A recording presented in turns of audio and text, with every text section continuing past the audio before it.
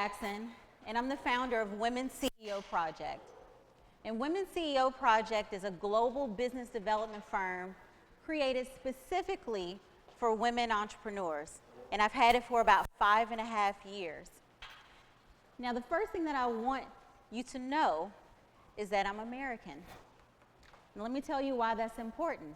Today, we're talking about doing business in Africa. And most times when people realize how often I go to Africa and how open-minded I am about doing business in Africa, they think I'm African. I'm from Alexandria, Louisiana. What? Never happens, never happens. I am American. I've been in Houston, Texas for 13 years. I started off in real estate. I've had a real estate company for 13 years. And my 5th year in, I started working with African clients. So at that point, I got acclimated to the culture, to some of the ways that some of them think, and I really started to expand my horizons, okay? That was 8 years ago. So I don't want you to think about CNN, okay? CNN shows us the side of Africa they want us to see. It was a few years ago, I was in Greece. I was in Greece while they were having a strike. And my mother is blowing up my phone, concerned and worried, because on CNN it looked so horrible. I passed by their strike to go to the mall.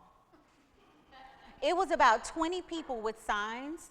They were peaceful, they just needed a job. But the way that it looked on CNN when I got back to my room, it scared me. And I passed right beside them. So I just wanted to give you an example. Don't look at CNN. You'll have all these people telling you it's poor, it's dirty, you're gonna get a disease. Everyone there is unhappy. It's not true. It's not true. So today I want to give you 5 tips.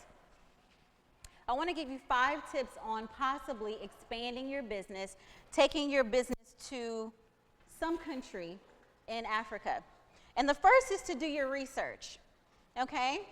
Now, specifically, I'm talking about online research. What are the natural resources there? What is your expertise? What do you have to bring to the table? Talk to people. Go to the embassy of the country that you potentially want to visit and do business in.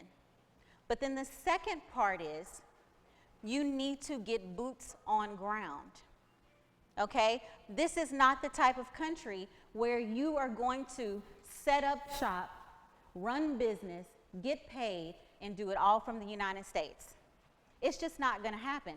You're going to have to take some exploratory trips to the potential country that you want to do business in. The third tip is to be strategic. Be strategic. Look at what people's position is and possibly how they can help you. I did 2 big deals in Nigeria in the last 3 years. Now, remember I said I started off in real estate. Did I say that? Okay. Started off in real estate. I had 2 people in front of me that I was selling a house to. I wrote a proposal to let them know what else I could do, what else I could bring to the table. Now notice, I did not ask them for permission to give them a proposal. I didn't ask for permission to submit my ideas. When I got FaceTime with these high net worth and highly connected individuals, I gave them a proposal. And I said, sir, in addition to selling you this house, I also have skills. I have an MBA. I can do strategic marketing. I can do these 10 things in addition to selling you a house. That is how I got my 2 biggest deals outside of the United States, by not asking for permission and being strategic, understanding what position they had and who they had access to. Next, I would make sure, and this doesn't have to do specifically with doing business in Africa or any other country. This is doing business in general. I would make sure that I get in front of the CEO or the decision maker or the person who influences the CEO or the decision maker. Going back to those 2 deals that I mentioned before, with one of them, I was working directly with the CEO. With the second deal, I was working with the person who influenced the CEO the most. So he went to bat for me and pushed my name forward. But again, both of these came from not asking for permission, but submitting my information and my ideas and letting them know what I could bring to the table. And the last tip that I have is to understand that Africa is not the United States.